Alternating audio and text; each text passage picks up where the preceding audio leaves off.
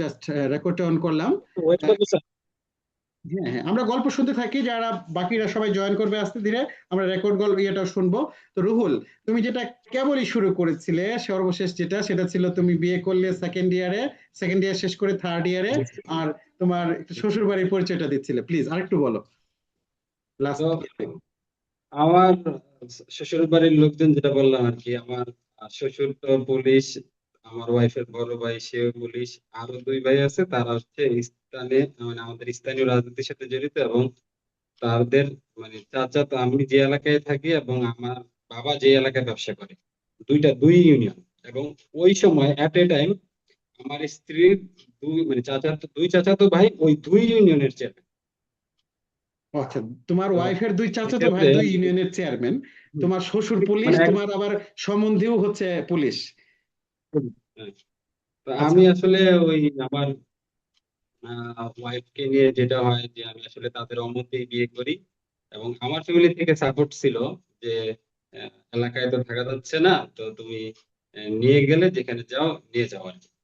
তো আমার ওয়াইফকে নিয়ে আমি চলে আসলাম স্যার গাজীপুর। তো আমার যে আহ, মানে ওয়াইফের বড় ভাই, যেটা আমাদের এলাকায় স্থানীয় ভাষায় বলে সমুন্দি স্যার, কি বলে আমাদের এলাকায় সম্বন্ধী? বলে কিনা জানি না। আচ্ছা আচ্ছা, হ্যাঁ হ্যাঁ হ্যাঁ। সমুন্দি, এটা হ্যাঁ হ্যাঁ, ঠিক একটা আছে। বকার মতো কিন্তু না না না, আমাদের এটা এলাকায় তো বলে বেশ, যাই হোক। রিলেশনশিপ, ফ্যামিলি রিলেশনশিপ, হ্যাঁ।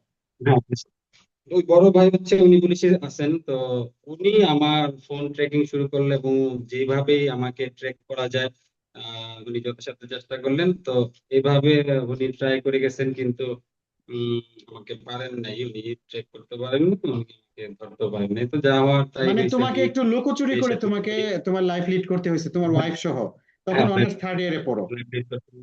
ওকে। থার্ড ইয়ার পড়ি। তো আমি আমার তখন সেকেন্ড ইয়ার, থার্ড ইয়ার পড়ি না স্যার, আমি সেকেন্ড ইয়ারে পরীক্ষা দিব, মানে টু টু পরীক্ষা দিতেছি আর কি, এই অবস্থা, আমার আচ্ছা আচ্ছা। পরীক্ষা চলতেছে।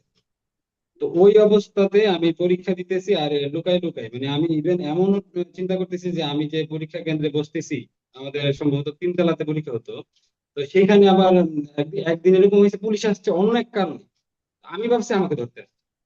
তো এইরকম অবস্থাতে আমি পরীক্ষা টরীক্ষা দেই।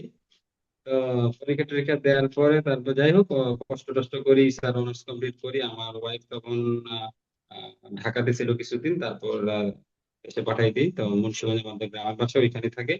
তো ওরা আমাকে বিভিন্ন ভাবে যতটুকু প্রশাসনিক ভাবে জটিলতায় ফেলা যায় চেষ্টা করছে, তো আমিও যতটুকু পারছি তার থেকে বাঁচার চেষ্টা করছি। আচ্ছা, একটু তো এটা যাই হোক, আমি একটু অনার্স মামলা কমপ্লিট করি। মোকদ্দমা টাইপ ছিল কিনা, কিছু একটা এরকম কি ছিল? হ্যাঁ স্যার, এটা তো যাই স্যার।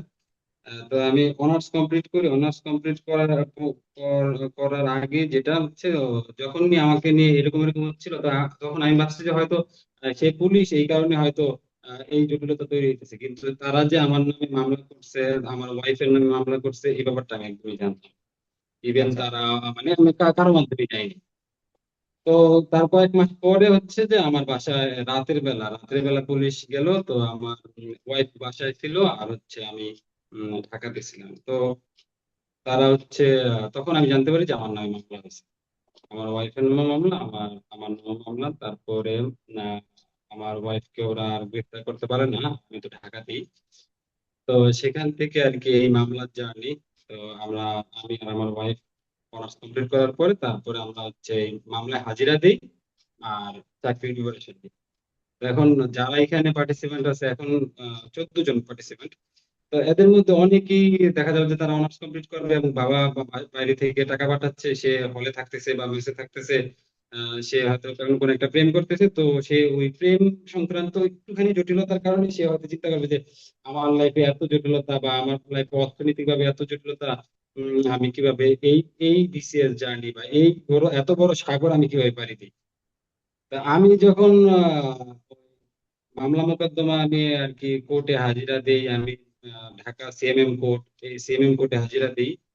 তখন আমার হাতে, তখন তো MP3 সিরিজ, যে বিসিএস এর, তা আমার হাতে MP3 বইয়ের বই। আর দেখা যায় যে ওইখানে গেলে ওই যে উকিলের যে রুম, তার যে চেম্বারে বসে থাকতে হইতো, অনেকক্ষণ যাবত বসে থাকতে হইতো।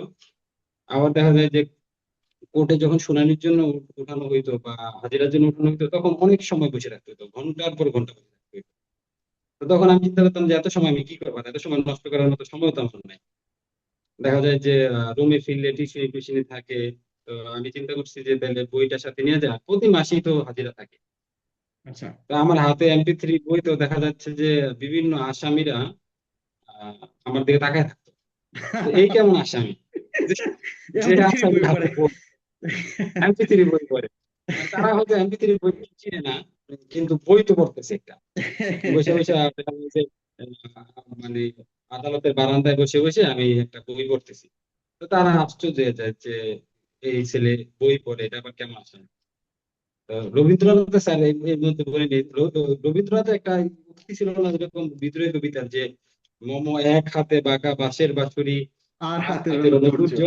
কাজী নজরুলের, হ্যাঁ। আমার কথা হয়েছে এরকম স্যার যে মম এক হাতে MP3। পুস্তক পুঁথি, আর MP3 আর এক হাতে মামলার নথি। এরকম একটা অবস্থা ছিল। ঠিক বলছো। তো এভাবে চলতেছিল। তো আমি একটা সময়, তবে আমার মধ্যে স্যার যেটা ছিল, আপনি হয়তো আমাকে তো ব্যক্তিগতভাবে চিনেন, জানেন। আমার মধ্যে একটা ছিল যে সেটা হচ্ছে স্যার, আমি কখনো ওই কি বলে খেই হারিয়ে ফেলি নাই, আর হচ্ছে স্যার হাই উতোষ করতাম না। আমার যত বড় বিপদ হইতো, যত ঝামেলা হইতো, ওই জিনিসগুলো আমি একদম সামনে থেকে মানে কিভাবে এটা সমাধান করা যায়, মানে এটাকে সমাধান করার জন্য কি করা যায়, ওইটার দিকে ফোকাস করতাম আমি। ফাইলটার জিনিসটা আমার মধ্যে খুব কম। আপনি আমার সাথে স্যার, আপনার সাথে আমি হ্যাঁ, হ্যাঁ, অফিসিয়াল কাজ গেছি, আপনি দেখছেন কিনা আমি জানি না, কিন্তু এটা আমার মধ্যে কম। এটা আমি আমার যদি আমাকে যেমন বিসিএস এর ভাইবা তো যদি জিজ্ঞেস করতো, যদি জিজ্ঞেস করেন, আর যদি জিজ্ঞেস করতো তোমার কয়েকটা গুণ বলো, তাহলে আমি বলতাম যে আমার মধ্যে উম স্থিরতা বিষয়টা আছে। স্থিরতা, হ্যাঁ, তো হ্যাঁ। এইটা হয়তো আমাকে কাজে দিছে যে, তো আমার এই ধরনের বিপদ একের পর এক আসতে লাগলো আর কি। এরপর আরো কিছু পারিবারিক সমস্যা, অর্থনৈতিক সমস্যা তো আছে, যেমন আমার আব্বা এই মামলা মোকদ্দমার পেছনে অনেক টাকা পয়সা ব্যয় করেন। এমনিতে তো আমি একজন বেকার, আমার ওয়াইফ, আমার সন্তানরা, তারা আমার আব্বা তাদেরকে সকল ভরণ পোষণ দিচ্ছে, আবার মামলা মোকদ্দমা। তো এরই মধ্যেই স্যার আমার এই যে সময়গুলো পার হচ্ছে, কিন্তু আমার একটা স্যার বিশ্বাস ছিল যে মামলা মোকদ্দমা কোনো একদিন শেষ হবে, ঠিক আছে, কিন্তু আমার তো পড়ার সময়টা থাকবে না। তা আমার এইটাকে সাথে নিয়ে আমার আগাতে হবে, এবং আমি দেখতে চাই এর শেষটা কোথায়। এবং মামলা মোকদ্দমা আমার ছিল, তারপর অনেকে দেখা যাচ্ছে চাকরি পাচ্ছে না, কিন্তু আমার টেনশন থাকতো যে স্যার, এই আমি যদি চাকরি পাই তাহলে মামলার কারণে কি আমার চাকরি বাতিল হবে, এরকম টেনশন আমার মধ্যে ছিল। এবং আমি গুগলে অনেক অনেক সার্চ করতাম যে মামলা আছে তারপরও ক্যাডার হয়েছে এমন কেউ আছে কি। আমি সার্চ করতাম, বিভিন্ন জায়গায় সার্চ করতাম। টেনশন কাজ করতো তো সবসময় যে এই চাকরি ব্যাপারটা পাইলাম যদি মামলার কারণে চাকরিটা না করতে পারি। আমার কেন হচ্ছে না? এরকম যদি হয়, তা আসলে এই ব্যাপারটা তো একটু একটু কি বলা যায়, এটা একটু গোপনীয় বিষয়, এই কারণে হয়তো আমি এরকম কাউকে পাইনি এবং কেউ হয়তো শেয়ার করেনি, যে কারণ এই বিষয়টা তো গোপনীয়। সবার কাছে তো আহ, বলাও যায় না হয়তো যে আমার অনেকে মামলা আছে, আমার কি চাকরি হলে হবে কিনা, হ্যাঁ। হবে কিনা, এটা অনেক হয়, এই জন্য হয়তো আমি এরকম কাউকে পাইনি আর কি। তো এই ভয় লাগতো এবং প্রচুর চেষ্টা করতাম। তো একদম শেষে হয়তো স্যার একদম বাধ্য হয়ে আমি পেশকারের মাধ্যমে যে জজ যিনি ছিল ওনার নাম ছিল হোসনে আরা। তো ওনার সাথে আমি কথা বলি যে অনেক কাঠখড় পোড়ায়। তো উনি আমার ঘটনা সব জানলেন, জানার পরে উনি বুঝলেন যে আসলে আমি মিথ্যা মামলায় ফেসে গেছি, তো আমাকে কোনোভাবে হেল্প করা ওনার উচিত। তো যাই হোক স্যার, এর মধ্যে তার এবং পেশকাররা এবং ওই জজ, ওনাদের সহায়তা হোক বা সহায়তা আরো কিছু মানুষ আছে তাদের সহায়তা, আমি স্যার 43 BCS এর 3 দিন আগে আমার মামলা থেকে আমি অব্যাহতি পাই। 43 BCS এর 3 দিন আগে অব্যাহতি পাইছো? আচ্ছা, আচ্ছা। নেটওয়ার্ক চলে গেল মনে হয়। দেখো তো একটু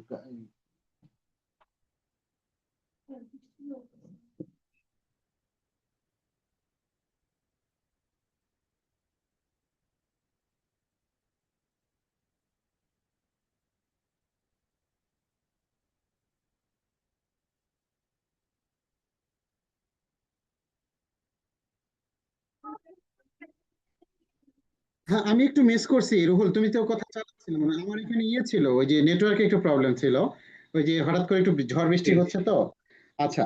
তো এখন তাহলে তুমি কোন স্টেজে আছো? আমরা কি তাহলে স্টুডেন্টদেরকে ওদেরকে কোনো কিছু জিজ্ঞেস টিজ্ঞেস করতে চাইবো, নাকি তোমার এখন জার্নিতে আমি একটু জিজ্ঞেস করি যে তুমি মানে তুমি যে পড়াশোনা শুরু করলা, বিসিএস এর পড়াশোনাটা শুরু হলো তোমার কি অনার্স এর পর না মাস্টার্স এর পর? স্যার অনার্স এর পর, অনার্স এর পর। এবং তাসমিয়া এখানে একটা কথা বলছে স্যার যে কোনোটার জন্য কোনোটা ফেলে রাখা যাবে না, এবং সেটা যদি একবার ফেলে রাখা হয় তাহলে সেটা আর কখনোই করা হয় না। এটা স্যার একেবারে সত্যি স্যার। আচ্ছা আচ্ছা। আমি যখন স্যার অনার্স যখন কমপ্লিট হয় তারপরেই তো আস্তে আস্তে বিসিএস শুরু করি, প্রিপারেশন শুরু করি, তখন তো স্যার করোনা আগ মুহূর্তে আর কি। তো তারপরে স্যার মাস্টার্স আমি করব কি করবো না এই নিয়ে একটা কনফিউশন ছিল, কিন্তু তারপরে আমার মনে হলো যে না, মাস্টার্স করে ফেলে, আমার ফ্রেন্ডরাও করতেছে, করে ফেলে। তো তখন যদি স্যার মাস্টার্সে ভর্তি না হয় তাহলে হচ্ছে স্যার আজকে হয়তো আমার মানে মাস্টার্স ডিগ্রি আজকেও করা হতো না, এবং সামনে আমি করতে পারি কিনা সেটা নিয়ে একটা সন্দেহ। আর আপনি তো স্যার পিএইচডি করছেন, জানেন স্যার যে আসলে মানে পিএইচডি করাই তো আমাদের জন্য একটা কত বড় একটা জার্নি। এর আগে যদি আবার নতুন করে মাস্টার্স করতে হয় তাহলে তো সেটা জার্নিটা অনেক অনেক বেশি লম্বা বিষয়। হয়ে যায়। হুম হুম। তো এখন কি তাসমিয়া, বলবো যারা পার্টিসিপেন্ট আছে। তাসমিয়া তোমার রাহুল ভাইকে কিছু জিজ্ঞেস করবে? স্টুডেন্টদের পক্ষ থেকে জিজ্ঞেস করো, তুমি এখন রুবে স্টুডেন্ট তাসমিয়া, জার্নিটা কেমন মনে হলো ওর কাছে? হ্যাঁ, ইয়ের গল্পটা আমাদের জানা দরকার ছিল কিনা? জি স্যার, অবশ্যই দরকার ছিল। আসলে তো এটা একটা অনেক বড় একটা বার্ডেন ভাইয়া মাথায় নিয়ে একটা মানে পাহাড় সম একটা পথ পাড়ি দিয়েছে আর কি।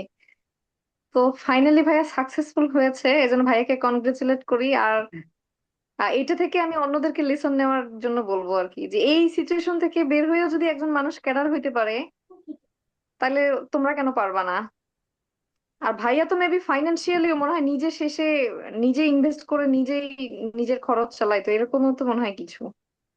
হ্যাঁ হ্যাঁ হ্যাঁ। হ্যাঁ, পুরোটাই পরে শেষে তো ওই আমি নিজে নিজেই পুরো খরচটাই তারপরে আমি নিজেই চালাই, টিউশনি টিউশনি করি তারপরে চালাইতাম আর কি। আহ, এখন আমি একটা প্রশ্ন শুনবো আমাদের যারা আছে তারা একটু, যদি কারো কোনো প্রশ্ন থাকে প্লিজ তোমরা প্রশ্ন করতে পারো। তোমাদের নিজেদের প্রেম কাহিনী বলতে পারো যে ভাই আমি তো এরকম বিপদে আছি, আমাদের রুহুল স্যার যদি কোনো পরামর্শ দেয়। প্লিজ, যে কেউ।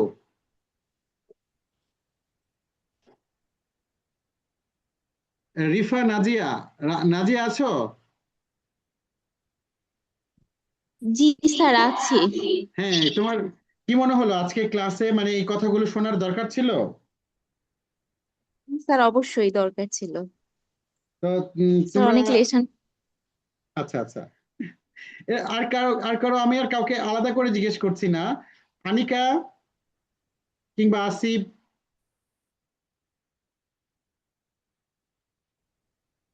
জি স্যার, এর মধ্যে আহ, একটা বলো বলো প্লিজ, তোমাদের কারো কোনো কথা থাকলে একটু বলো। শুভ কিংবা গোলাম হোসেন, প্লিজ। নেটওয়ার্কে একটু প্রবলেম হচ্ছে এখানে, ঝড় বৃষ্টি হচ্ছে তো আমার এখানে। আহ, জি স্যার। কারো কোনো কোশ্চেন প্লিজ? তাসনুভা, তোমরা কি জানো যে কোশ্চেন করার মধ্যে একটা আর্ট আছে? মানে তোমরা যে কোশ্চেন করতে পারছো না, সামনে যারা বসে আছে তারা মনে করতেছে যে আমরা যে এতক্ষণ গল্প বললাম আমরা মনে হয় এদেরকে কিছুই বলতে বা কোনো কিছু শিখাইতে পারিনি, বা আমরা কোথাও নতুন কোনো মেসেজ দিতে পারিনি, নাকি তোমরা ওই যে। স্যার ইনফ্যাক্ট আমি একটু বলি স্যার, আসলে আমি তো আমার গল্পটা শেয়ার করলাম, এখানে আসলে আসলে প্রশ্ন করার মতো তেমন কিছু তো নাই। আমার গল্পের মধ্যে ওরা কি প্রশ্ন করবে? তো আমি স্যার একটু যদি সময় দিতেন স্যার ওদের, আমি একটু আরেকু অন্য বিষয় নিয়ে কথা বলতাম আর কি। Please please please, Rahul.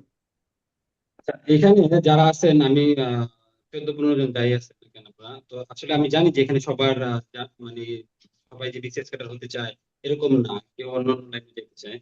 তো যারা বিসিএস নিয়ে যাদের প্যাশন আছে বা যারা বিসিএস নিয়ে আসতে চান, তাহলে আগে প্রথমত হচ্ছে যে আপনি নিজে চিন্তা করেন যে আপনি আসলে এই লাইনে আসবেন কিনা। বিসিএস এ আসলে আসলে এর ভালো দিক খারাপ দিক সব দিক তো আপনারা জেনে আসবেন। তো আমি যেটা বলবো সেটা হচ্ছে যে বিসিএস এ যদি আসতে হয় তাহলে সবার প্রথম হচ্ছে আপনাকে ধৈর্য নিয়ে আসতে হবে।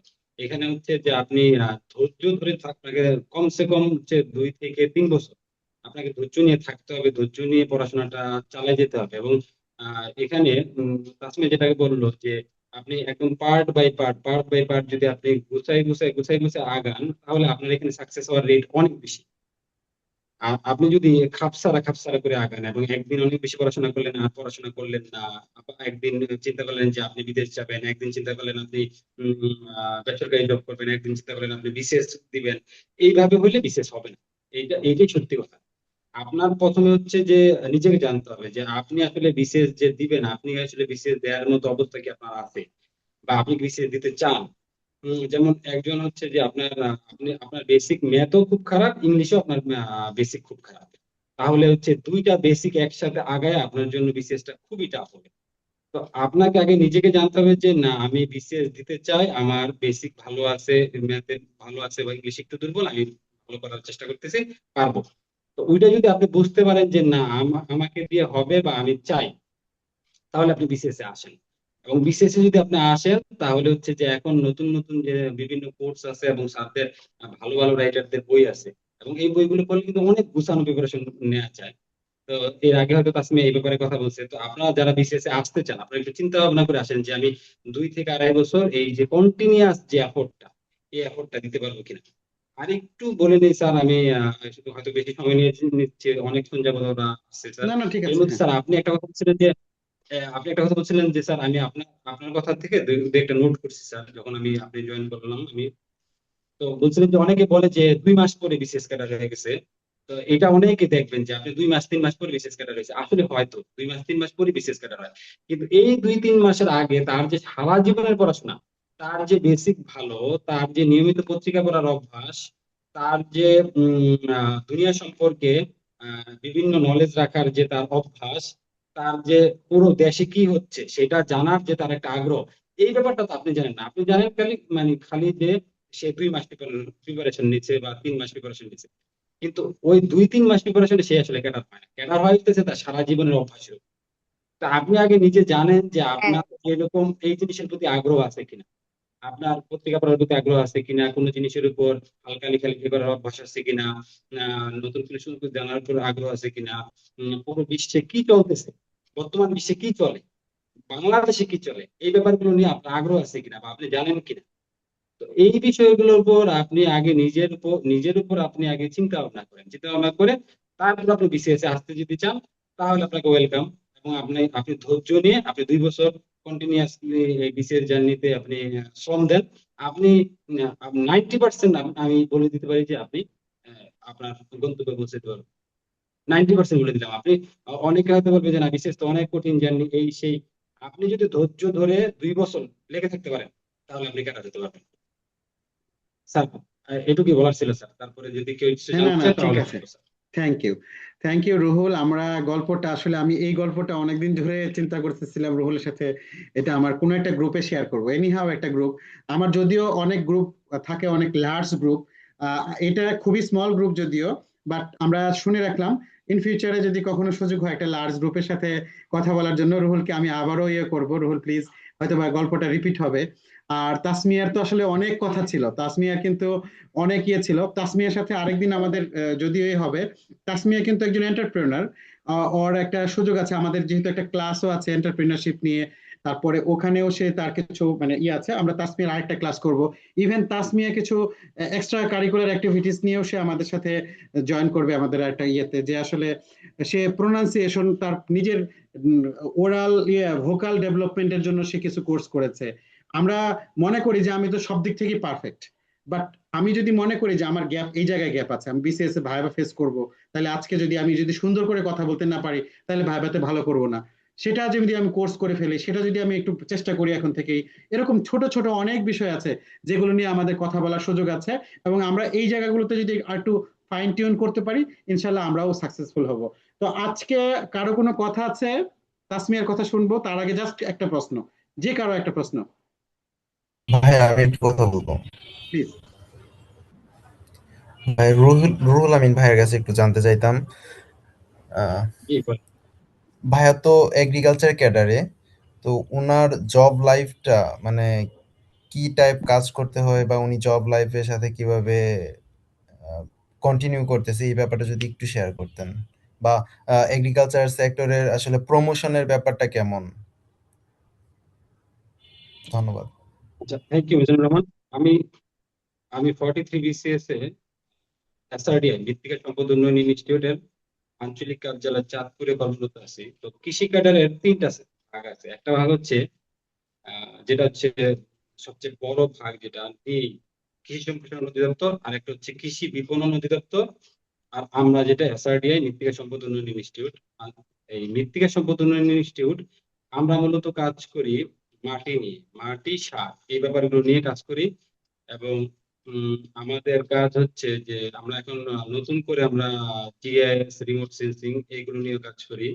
এবং বাংলাদেশে কি পরিমাণ সারের চাহিদা রয়েছে, দেশের বাইরে থেকে কি পরিমাণ সার ইম্পোর্ট করতে হবে, এবং ইম্পোর্টকৃত সার যেটা পোর্টে থাকে সেখান থেকে স্যাম্পল আমাদের কাছে আসে, সেই স্যাম্পল গুলো আমরা ল্যাবে পাঠাই। সেখান থেকে যে ল্যাবের ডাটা, ল্যাবের যে রিপোর্ট, এই রিপোর্ট অনুযায়ী ওইখান থেকে ওই পণ্য খালাস হয় এবং বাংলাদেশের ঢোকে আর কি সার।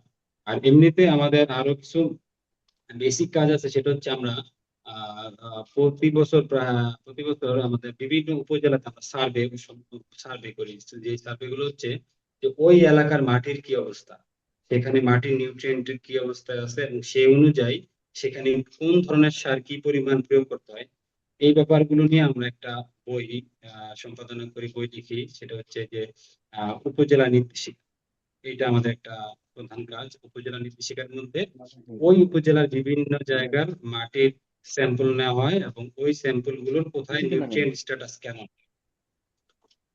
সেই জিনিসগুলো জানানো হয় আর কি। তো আরো আমাদের অনেক কাজ আছে। এর মধ্যে কৃষক প্রশিক্ষণ, আমরা কৃষকদেরকে সুষম সার এবং মাটির স্বাস্থ্য এইসব বিষয়ে নিয়মিত প্রশিক্ষণ প্রদান করি। আমাদের ও প্রমোশন যেটা নিয়ে বলা জানতে রিমোট চাচ্ছিল, সেন্সিং, রুহুল প্রমোশন নিয়ে জানতে চাচ্ছিল। প্রমোশনের যে বিষয়টা, প্রমোশন হচ্ছে আমাদের এসআইডি তে প্রমোশন খুব ভালো, আলহামদুলিল্লাহ। আমরা হচ্ছে 5 বছর পর হচ্ছে সিনিয়র সাইন্টিফিক অফিসার হতে পারি, সেটা হচ্ছে 6ষ্ঠ গ্রেডের। তারপর হচ্ছে আহ, তারপরে প্রমোশনে 12 বছর, হয়ে টোটাল 12 বছর। সাইন্টিফিক অফিসার, যে আমাদের মুকিত স্যার বর্তমানে প্রিন্সিপাল সাইন্টিফিক অফিসার হিসেবে কর্মরত আছেন। উনি কিন্তু 4th গ্রেডের কর্মকর্তা। আপনারা জেনে থাকবেন যে ডিসি, যে জেলার যিনি ডিসি থাকেন, ডিসি হচ্ছে 5th গ্রেডের কর্মকর্তা, কিন্তু স্যার তার যে 1 গ্রেডের উপরের কর্মকর্তা, সে 4th গ্রেডের কর্মকর্তা। স্যার তো স্যারের যে বয়স, স্যারের যে বেচমেট যারা আছে তারা হয়তো অন্যান্য ক্যাডারে এতটা প্রমোশন, ভালো প্রমোশন পায় না। স্যার কি বলেন স্যার, আপনার যারা বেচমেট আছে তারা হ্যাঁ কি হ্যাঁ হ্যাঁ, আপনার, আমরা আপনি যে 4th গ্রেড আছে, 4th গ্রেড আছে স্যার?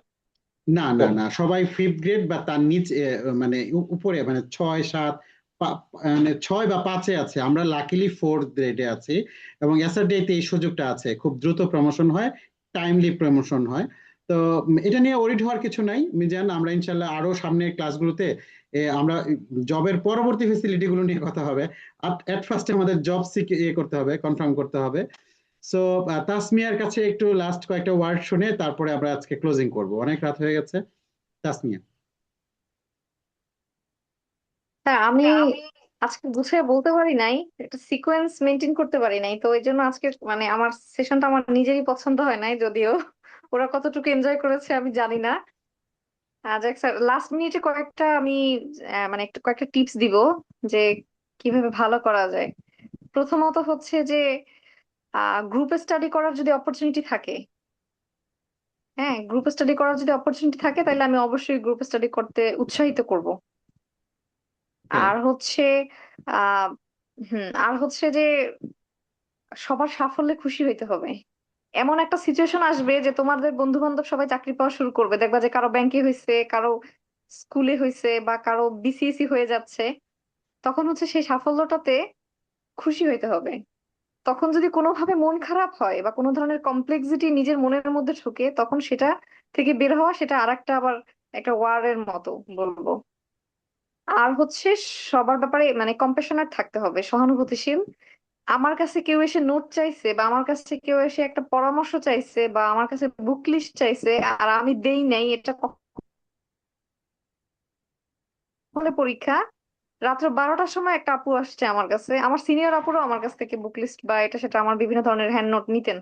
তো আমি সেই 12টার সময় আমি কোনোদিন আমি বিরক্ত হইনি, ন্যূনতম যে বিরক্তি বোধ। এবং এটা করলে কি হয়, আল্লাহ তাআলা একটা পুরস্কার দিয়ে দেয়, আমি বলবো। তো এটাই হচ্ছে। আর অর্থনৈতিক অনেক ধরনের সমস্যা আসবে, এই পাথওয়েতে শারীরিকভাবে অনেক সময় সমস্যা আসবে, মেন্টালি। তো এগুলো কোনো সবগুলোই আসবে, আসবে এটা ধরে নিয়ে আগাইতে হবে, তো একটা তাইলে আর ছোট্ট এগুলা গল্প যেটা, খারাপ লাগবে না। এই তাসমিয়া, এই যে শারীরিক বা মানসিক, সবার সামনে একটু একটা বলে রাখি, বিসিএস এর একটা জার্নি, এই জার্নির আজকে ধরে নাও 15 দিন পরে তোমার রিটেন পরীক্ষা, তোমার ঘরের সামনে এমন একটা রোড অ্যাক্সিডেন্ট হইলো, তোমার চোখের সামনে 20-30টা লাশ পড়ে আছে, এরকম একটা ঘটনার সাক্ষী তাসমিয়া হয়েছে। এবং তারপরে সে একটা ট্রমার মধ্যে ছিল, তারপরে সে বিসিএস রিটেন পরীক্ষা দিতে যায়। মানে কতটা টেরিবল, তাসমিয়া একটু বলো তো কি ঘটনাটা। এটা না না শুনলে আমার কাছে মনে হবে যে ইনকমপ্লিট থাকবে। হ্যাঁ, আচ্ছা, আমি হচ্ছে ওই যে স্টোরিটা হচ্ছে যে আমি ইংলিশ মডেল টেস্ট দিয়েছি এই পর্যন্ত বলা ছিল, তাই না? হ্যাঁ, এটার হ্যাঁ। পরে কি হলো যে এটার পরে আমি হচ্ছে বাংলাদেশ অ্যাফেয়ার্স আমি আর গুছিয়ে ওই দিন এসে আমি ওই যে পরীক্ষার প্রেসারে যে 7 ঘন্টা লিখলাম, আমার হাত ব্যথা প্লাস হচ্ছে আমার জ্বর উঠে গেছে পুরা। তখন আমি আর মডেল টেস্ট কন্টিনিউ করতে পারি নাই। আমি বাড়িতে চলে গেছি, আমার টাইম ছিল হচ্ছে 20 দিন। 20 দিন পরেই আমার রিটেন, তখন আমি ব্যাগ পাত্র সব নিয়ে আমি বাড়িতে চলে গেছি।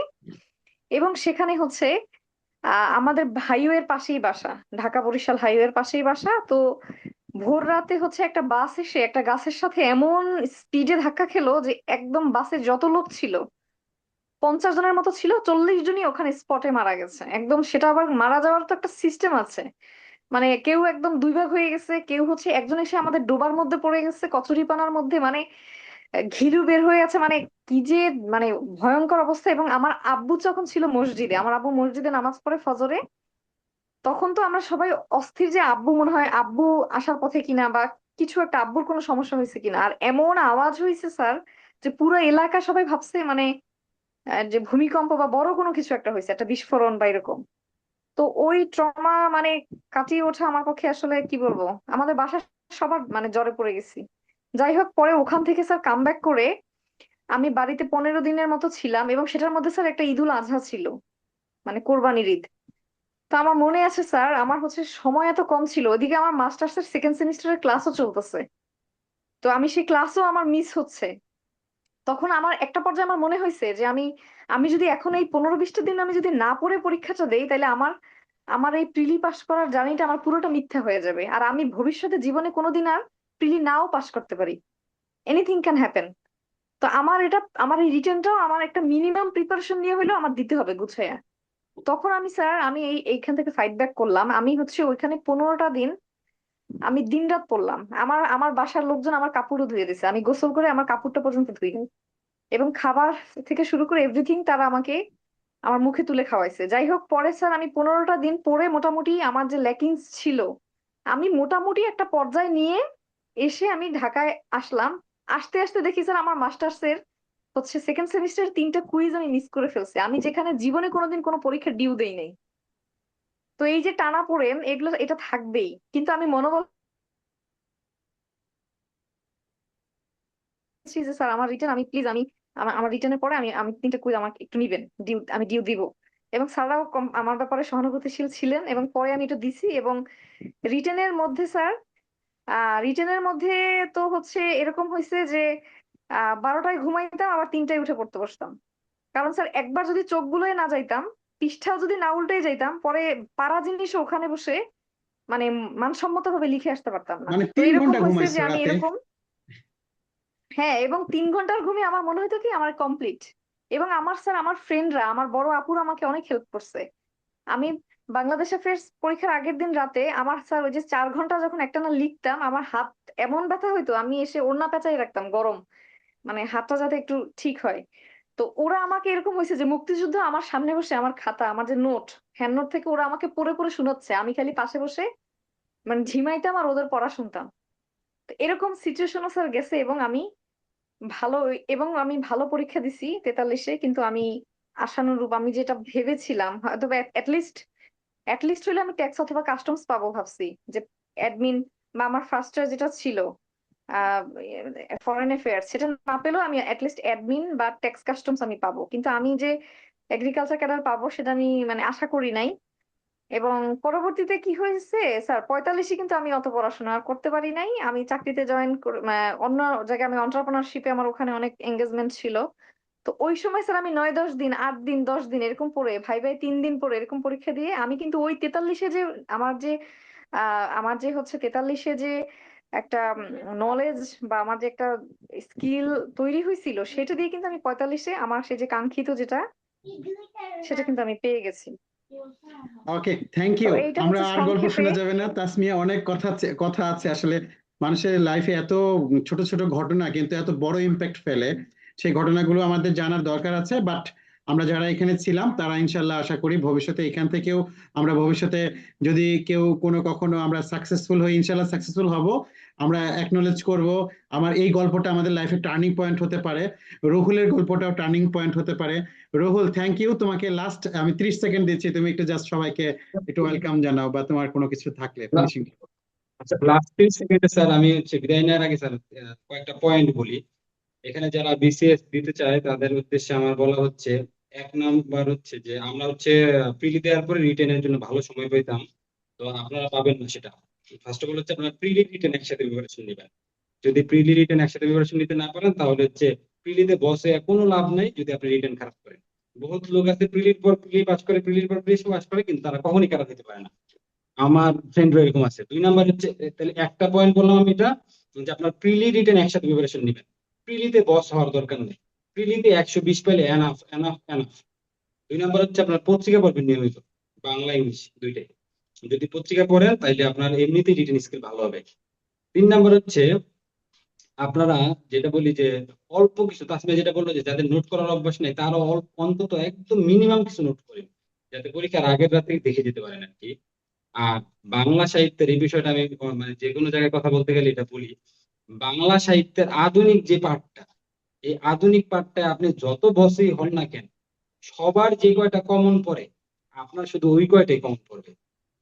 বাংলা সাহিত্যের আধুনিক পাঠটা আপনি হ্যাঁ, মনে করবেন বাংলা সাহিত্যের আধুনিক পাঠ পড়তে তো অনেক মজা লাগতেছে, পড়ি পড়ি পড়ি, অনেক অনেক পড়বেন, কিন্তু বাংলা সাহিত্যের আধুনিক পাঠ আপনি যতই পড়েন না কেন সবার যেই মানে একদম গদবাঁধা জিনিস যেগুলো কমন পড়ে আপনার অতটুকুই কমন পড়বে। দেখবেন প্রতিবার পরীক্ষা হবে আর প্রতিবার নতুন নতুন জিনিস আসবে বাংলা সাহিত্যের আধুনিক পাঠ। তাইলে বাংলা সাহিত্যের আপনি এই যেটা প্রাচীন কাল আর মধ্যযুগ এগুলোর উপর ফোকাস দেন। আধুনিক পাঠটা যেইটুকু বইয়ে আছে ওইটুকুই পড়েন, বেশি ফোকাস দেওয়ার দরকার নেই। এটুকুই কথা ছিল। সবাইকে ধন্যবাদ। সবাই ভালো থাকবেন। যদি বিসিএস আসতে চান ধৈর্য ধরে পড়াশোনা করতে হবে, 2 থেকে 2.5 বছর। ভালো থাকবেন। ওকে, থ্যাংক ইউ। স্যার আজকে বুক একটা বেশ লিস্টের ব্যাপারটা একটু, স্যার বুক লিস্টের ব্যাপারটা একটু একটু একটু 10 শিওর সেকেন্ড। Sure, please.